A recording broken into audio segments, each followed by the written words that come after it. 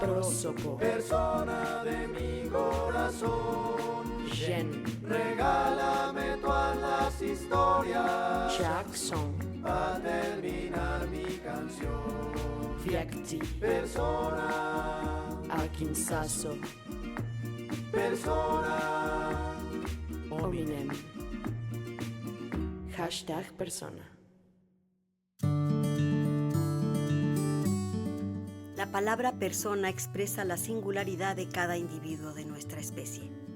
Cada persona es valiosa en sí misma, sin importar su origen, estrato social, el color de su piel, orientación sexual, discapacidad, situación laboral, cultura, profesión, oficio o trabajo.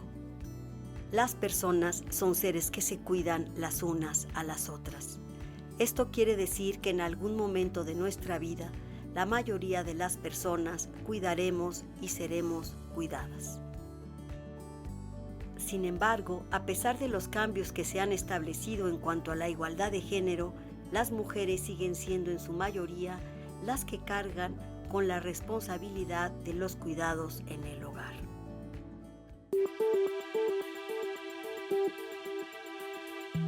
Bienvenidas y bienvenidos a Hashtag Persona, un programa sobre ti, ellas, ellos, todas y todos. Hoy hablaremos de personas que cuidan. En 2021, Consultores para ONU Mujeres y CEPAL, apoyado por el Instituto Nacional para Mujeres y Mujeres a través de la Alianza Global por los Cuidados, elaboraron un documento destacando la importancia de crear un sistema de cuidados en América Latina para la población infantil, personas mayores y personas con discapacidad en situación de dependencia. El documento plantea que este sistema puede ser económicamente viable al ser interseccional con la intervención del Estado como garante de las políticas, junto con la sociedad civil, el sector privado y las familias. Aunque exista la viabilidad de su implementación, uno de los principales problemas es que el cuidado de las personas necesita ser cuantificado en términos laborales, lo cual es difícil porque muchas de estas labores se realizan en el ámbito privado y familiar, es decir, a puerta cerrada. Además, el trabajo de quienes cuidan, si son familiares y aún sin serlo, carece de un salario formal y de prestaciones laborales. Según datos del CONAPO, para 2050, el 23% de la población en México serán personas mayores, lo que representa una de las transformaciones sociales más significativas del siglo XXI. Por ello, se destaca la importancia de crear un sistema de cuidados, siendo este el cuarto pilar de los regímenes de bienestar, además de la educación, la salud y la seguridad social. Esto permitirá establecer condiciones materiales para una nueva organización social y garantizar el derecho al cuidado de todas las personas. Gracias a la regulación y formación del cuidador o cuidadora, se puede evitar que se sufran daños a la salud mental o física, estrés, depresión o enfermedades como anemia y pérdida de peso, así como el agotamiento extremo. Este último síntoma es conocido como el síndrome del cuidador quemado. Pues para conversar sobre personas que cuidan, quiero darle la bienvenida a nuestras personas invitadas. Hoy nos acompañan Yasmín Pérez Haro, quien es feminista, funcionaria y especialista en políticas del cuidado. Alejandra M. Vázquez, quien es investigadora del cuidado y escritora. Y Delia Luna, documentalista y cuidadora. Bueno, pues bienvenida nuevamente, Delia. ¿Y cómo es que tú te vuelves cuidadora y decides además hacer un documental sobre esta labor que no estaba, supongo, dentro de tus planes? Yo comienzo a cuidar a mis tías en la pandemia. Un poco antes de la pandemia yo me mudo a un departamento que está junto a la casa de mis tías. Y cuando viene el cierre de todo en la pandemia, nos quedamos mis tías y yo viviendo prácticamente juntas. Y ellas son personas de la tercera edad, siempre fueron independientes, y justo en ese año ellas comienzan a volverse un poco más dependientes. Entonces yo entro como el único familiar que puede acercarse a ellas y empiezo a hacerme cargo desde cosas sencillas como revisar la comida, explicarles lo que está pasando en el mundo, hasta empezar a ver los medicamentos, atenderlas en las crisis, y la revisión diaria y la compañía, básicamente. Atenderlas de las crisis. ¿Qué crisis? Pues sobre todo al inicio ellas no entendían lo que estaba pasando en el mundo ni por qué teníamos que encerrarnos. ¿No? Ellas estaban acostumbradas a salir a la calle, ir a comprar sus cosas al mercado, saludar a sus amigos en la colonia, tenían una tienda de abarrotes que atendían. Ajá. Y con la pandemia viene un encierro y viene la pérdida de todo su mundo. Entonces ellas de pronto en una casa que era hogar se vuelve un poco prisión porque no pueden salir de ahí y pierden todo el contacto con el mundo exterior y quedó un poco yo, digamos. Y mi necesidad como de hacer algo, de entender, empiezo a hacer pequeños clips con el celular de nuestra vida cotidiana en el encierro y empiezo a preguntarles sobre su vida, empiezo a hacerles entrevistas, quiénes eran, qué recuerdan ellas de su infancia, de sus amigos, de la familia. Son personas que cuidaron a toda la familia, ¿no? Ajá. Nunca se casaron, nunca tuvieron hijos, ellas se dedicaron a cuidar a toda la familia. Y al final me encuentro con material de 2 años, muchísimos clips, y material de 2 años de nuestra vida encerradas. Y yo cuestionándome en qué momento empecé a hacerme yo responsable de ellas, ¿no? Y en qué momento empecé a cuidarlas, y en qué momento, y si quiero ser cuidadora, y cómo cuidarlas también, porque son personas que fueron independientes toda su vida, y de pronto empiezan a depender de alguien más, y eso no es fácil ni para ellas, ni para mí, que yo había sido la cuidada toda la vida, ¿no? Ellas también me cuidaron siempre, y de pronto yo empiezo a hacerme cargo de ellas, y empiezo todos estos cuestionamientos de cómo hacerlo, y de qué implica, y también de qué dejaron ellas para cuidar de todos nosotros. Muchas gracias, hijo, qué fuerte cambio, ¿no? Yasmín, precisamente por lo que está diciendo Delia, ¿cuál es la importancia de crear ya no un servicio, sino un sistema de cuidados en América Latina? Mira, es importantísimo. Se está planteando de quienes participamos, digamos, de la conversación para la creación de lo que pudieran ser sistemas públicos, sistemas integrados de cuidado, son como la nueva generación de las políticas de igualdad y políticas de justicia social. En América Latina en particular, la verdad es que tenemos una tradición muy familista, ¿no?, para resolver los cuidados. Es decir, frente a cada crisis y frente al curso y ciclos de vida, pues son las familias las que entran a hacer el quite, y buena parte de las mujeres, digamos, ¿no?, son quienes realizan las labores de cuidado en los entornos familiares. Y lo digo porque en América Latina en particular, las familias tienen un papel que hay quienes, bueno, todavía se jactan de decir que es el principal sistema de seguridad social, ¿no?, las familias. Lo que se les olvida decir es que sí, sobre la base del trabajo no remunerado de las mujeres, en buena medida, no solo las mujeres, porque también los hombres, hay hombres que cuidan, solo que cuidan diferentes en distintas etapas de vida, etcétera, pero que además se resuelve distinto en una familia con ingresos económicos altos y una familia con condiciones económicas precarizadas. Claro. Y se cuida diferente si estás en la ciudad con acceso a transporte público y servicios o en los ámbitos rurales. Entonces, lo que se supone que es un sistema de seguridad unívoco y armónico, etcétera, la verdad es que lo que hace es que perpetúa las desigualdades sociales. Ahí se hace tan necesario hablar de sistemas de cuidados que si bien podemos tener una visión, digamos, más o menos coincidente en la región latinoamericana, también es cierto que estos sistemas tienen que estar situados en las necesidades no solo de cuidados de las distintas poblaciones, sino también reconocer las dimensiones culturales del cuidado.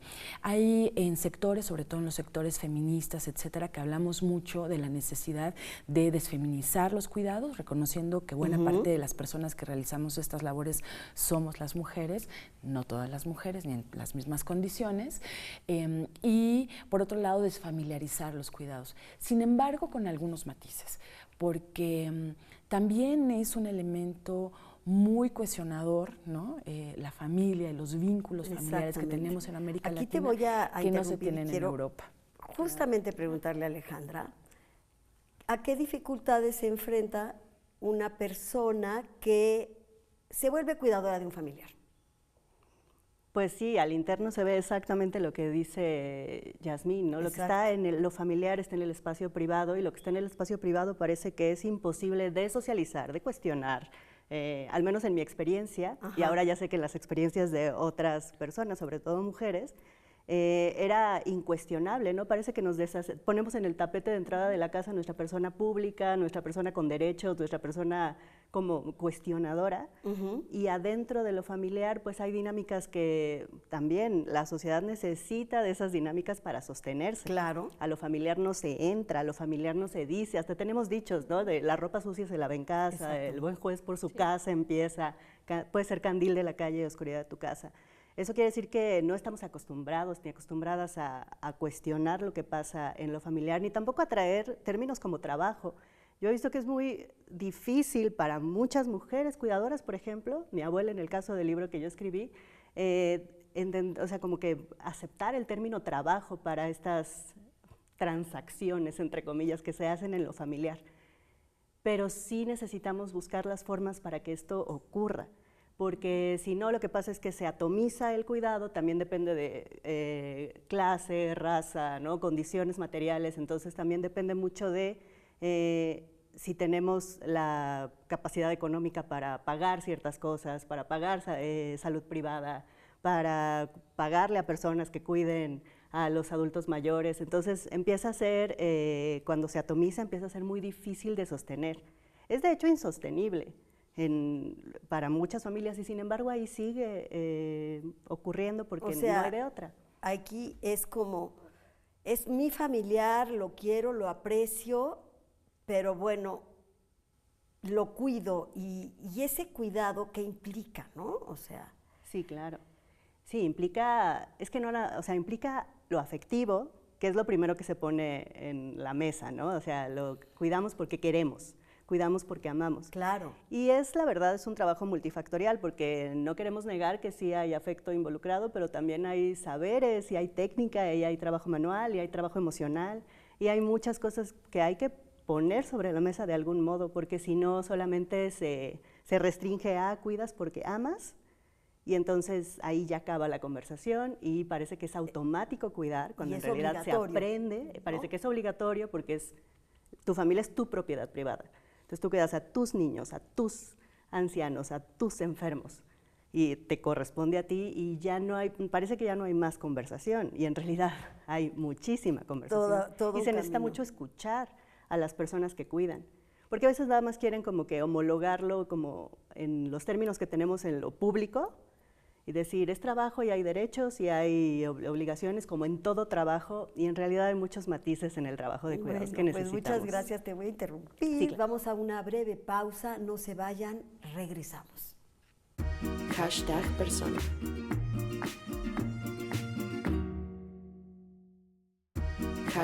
#persona.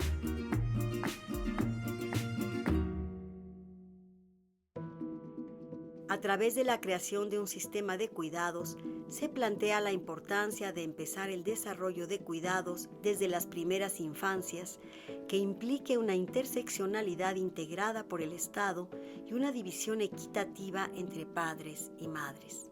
Además, debe contemplar el alto índice de embarazo adolescente que afecta la educación y carrera de las mujeres, alejándolas de su posible inserción en el mercado laboral, limitando su independencia económica y obstaculizando su desarrollo personal. Bueno, pues ya estamos de regreso y vuelvo contigo, Delia. ¿A qué retos te tuviste que enfrentar al cuidar a tus tías? Primero creo que a entender lo que estaba pasando, o sea, el proceso que se estaba invirtiendo. Y pues justo eso, fue primero entender un proceso de cambio de que yo siempre había sido la persona cuidada, a ser cuidadora y aprender a cuidar. O sea, entender un poco qué estaba pasando. En ese momento, pues éramos ellas y yo en la casa. Y después, cuando acabó la pandemia, entró un proceso en el que entró el resto de la familia. Pero por ejemplo, tú eres documentalista, tienes Sí. una maestría.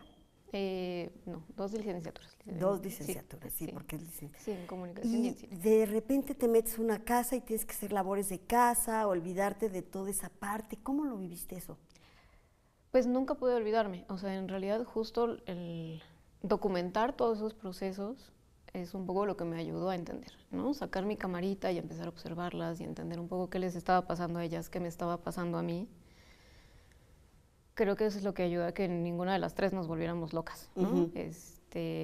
Y claro, de pronto yo estoy preparada para hacer mi vida, salir, trabajar, y los cuidados de pronto se vuelven una cosa de 24/7, porque además no es solo, el cuidado no es solo la cosa inmediata de resolver lo que está sucediendo, ¿no? De mi tía se cayó, hay que hablarle Claro. a los doctores, no podemos ir al hospital, sino, ok, ¿cómo lo resuelvo yo? Que se mantenga despierta toda la noche, sino también fue una cosa emocional de contención para ellas y para mí. Alejandra, justamente hay un síndrome que es el del cuidador quemado. ¿Qué es ese síndrome que ahora que leí sobre eso me llamó mucho la atención? Sí, la metáfora de quemarse en el trabajo es como la manifestación última de que ya no puedes más. Existe el burnout en el trabajo remunerado y público, ¿no? Entonces también lo existe en el trabajo de cuidados y que es como un conjunto, como un cuadro sintomático que tampoco está oficializado ni tan Ajá. estudiado, porque es otra vez, ¿no? Cada quien se hace como puede, responsable tu de lo vida, que ¿no? tiene, ajá, es tu trabajo y nadie más se hace cargo. Pero sí tiene que ver con que ya no puedes más y empiezas a manifestar, tu cuerpo empieza a manifestar que ya no puedes más. Empiezas a sentir cosas en tu cuerpo cambia. También es esta atención que es parte del cuidado, de estar a la espera, ¿no? Que no haces nada, entre comillas, pero estás al pendiente. Y obviamente eso empieza a manifestarse en el cuerpo y a mí se me manifestó en el oído, dejé de escuchar. Y llegó un momento en el que tuve una infección muy fuerte en los oídos y dejé de escuchar de ambos oídos. Y fue una buena razón también para que mi familia volviera a hacer consejo y dijera, creo que ya necesitamos Que ya relevar. necesitamos que... O sea, sí se reconoció que era algo que estaba ahí. Claro. Bueno, pues Yasmín, justamente por lo que está diciendo Alejandra, ¿nos puedes comentar por qué se considera urgente crear capacitación para las personas dentro del sistema de cuidados? Sí, a mí me gustaría nada más precisar que los sistemas de cuidados en sí mismos existen, ¿no? La familia es un sistema de cuidados, las amigas es otro sistema de cuidados, son sistemas de cuidados que funcionan de facto, ¿no? Son sistemas informales, pero cuando estamos hablando de los sistemas públicos o los sistemas integrados de cuidado es como hablar del conjunto articulado de política pública, es decir, de que el Estado interviene, primero reconociendo a los cuidados como un derecho, ¿no? Y segundo, que es responsabilidad del Estado hacerse cargo.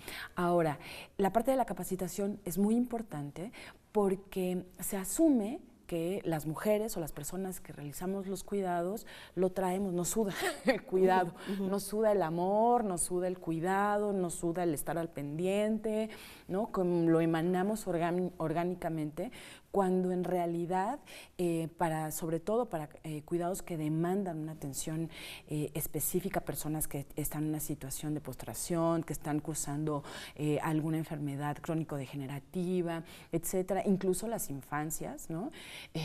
Requieren cuidados especializados, y para esos cuidados especializados se requiere también formación. No solo es la profesionalización de lo aprendido, ¿no? Porque muchas veces desarrollas estas capacidades de forma muy orgánica porque la vida te pone ahí, pero por otro lado hay una oportunidad de que eso que está aprendido se pueda multiplicar, se pueda compartir, etcétera, en otros espacios que no tienen acceso ni a estos círculos, estas redes familiares de apoyo mutuo, pero tampoco a los servicios. Muchísimas gracias, Yasmín. Bueno, Delia, ¿qué pasó con esta Delia que empieza cuidando a sus tías? Y no sé bien por qué lo hiciste, si porque nadie lo iba a hacer, o qué te llamó a eso, pero ¿quién eres después de haber hecho eso? Pues creo que tengo mucho más conciencia de todo el trabajo que implican los cuidados. También he reflexionado mucho justo sobre esta socialización de los cuidados, que es algo que no solo debe quedarse en casa, sino tenemos que hacerlo como una cosa social, porque ser cuidado es un derecho, pero cuidar también tiene que aprenderse y no es una responsabilidad familiar, sino tiene que ser una responsabilidad social, ¿no? Hay que crear redes, es decir, nuestras generaciones que ya no estamos teniendo hijos, que no tenemos ya esa estructura familiar. ¿Qué va a pasar con nosotros cuando requiramos de cuidados? ¿Cómo vamos a cuidarnos entre nosotros? ¿Cómo vamos a tejer esas redes de cuidado?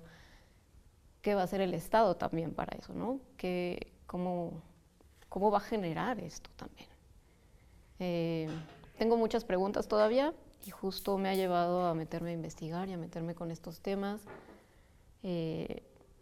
Y también a ver el respeto a la persona que está siendo cuidada. Ya sea un infante, ya sea una persona de la tercera edad, se aprende a cuidar y yo he aprendido a cuidar, ¿no? Creo que eso es lo que me ha dejado y a mantener un equilibrio de cuidados, porque para cuidar también me tengo que cuidar yo. Eso es importante. ¿No? Alejandra, en tu libro hablas sobre las dificultades de la labor de los cuidados y lo importante que se considere esto como un oficio con derechos laborales. De alguna manera lo comentas de una forma muy, muy especial, ¿no? Sí, dice, si el trabajo doméstico y de cuidados se reconociera con sonrisas, felicitaciones o agradecimientos expresos, lo que sucedería sería que tendríamos que estar diciendo gracias todo el tiempo, a cada minuto y a cada segundo, en distintas intensidades, pero gracias, qué amable, justo lo que necesitaba, qué bien lo hiciste. Gracias yuxtapuestas unas con otras hasta que nadie supiera para qué era cada una. Y cuando por cualquier motivo no pudiéramos decir gracias en el momento necesario en que alguien está haciendo alguna cosa para que nuestra casa sea lo que tiene que ser y nuestros seres queridos estén como tienen que estar en sus momentos vulnerables, entonces habría que acondicionar una alacena en cuyos cajones depositáramos cada gracias que no se dijo a tiempo o que no pudo expresarse porque se estaba agradeciendo otra cosa en el mismo momento.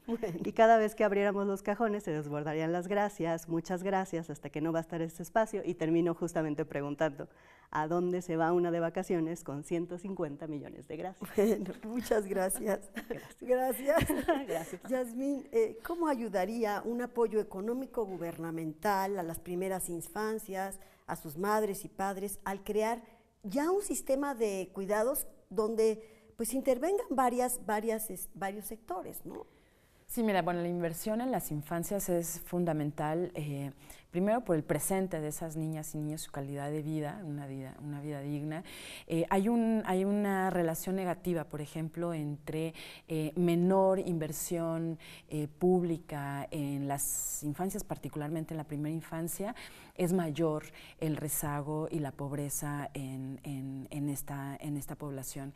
Y es una mala lectura que se hace el pensar que con los cuidados de las familias, justo, ¿no? Se cubren, digamos, todas las necesidades que las niñas, los niños, sobre todo de primera infancia, requieren. La verdad es que es urgente, tan urgente como reconocer que estas niñas y niños además habrán de crecer. O sea, es una inversión en el presente, pero además es una apuesta a la reducción sensible en las brechas de desigualdad social, y es, por supuesto, una inversión en el futuro. O sea, ahí donde se invierte en cuidados de las personas, se invierte en paz, en bienestar social y en bienestar comunitario. Casi más de la cuarta parte de los hogares a nivel nacional son liderados por una mujer, en donde no hay un cónyuge presente, una persona que la haga de proveedor exclusivamente, ¿no? Y ellas en buena medida son proveedoras económicas, pero además proveedoras emocionales, de cuidados, etcétera. Bueno, ¿no? pues mira, desgraciadamente tenemos poco tiempo, pero creo que son temas muy, muy importantes de seguir trabajando y estudiando, y vamos a tener que despedirnos. Pero les agradezco muchísimo el haber estado con nosotros, el compartir sus conocimientos, sus experiencias. Y pues gracias Yasmín, gracias a Alejandra, gracias Delia, y por supuesto al público que nos ha acompañado. En próximas emisiones seguiremos hablando de estos seres únicos e irrepetibles que son las personas. Nos vemos pronto. Persona, persona, persona, Prósopo. persona de mi corazón. Jen. Regálame todas las historias Jackson. para terminar mi canción. Vyakti. Persona, Akinsaso. persona. Hominem. #persona.